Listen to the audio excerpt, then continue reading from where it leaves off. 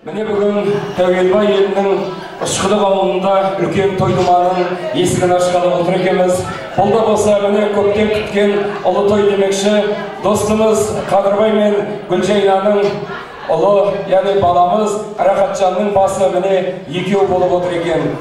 Ұрпақ, не дейді? Адам ұрпағымен мың жасайды демекші міне ата-бабадан жалғасып келе жатқан дәстүр бойынша міне беташар тойды міне өткізіп алдық. Жастарға бақыт тілейміз, еш уақытта өмірде сүрінбесін, дүниеміз тыныш болып, аспанымыз ашық болып, әрқашанда Қадырбай мен Гүлжайна жорамыз осы балдардың бақытын көріп, немере шөберелерді ертіп, шөберелерді шертіп дегендей осы балдардың бақытын көру Алла нәсіп етсін. Жасы шық, асу белес, өмір дархан, көңілден шықты ғой жыр көп сақтаған.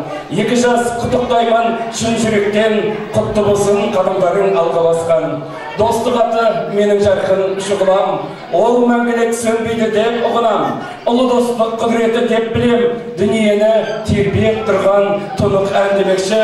Мынау Керегетаулық номер 9-шы Ломоносов атындағы орта мектептің түлектері жақында Алла нәсіп етсе 30 жылдыққа дайындық көріп отырған класстас жора жолдастарының атынан және бір мәрте мынау қазақстандық жора жолдастарының атынан және бір мәрте Қадырбай құттықтап қоямыз. Жастар бақытты болсын. Кәне ду шапалақ қайда.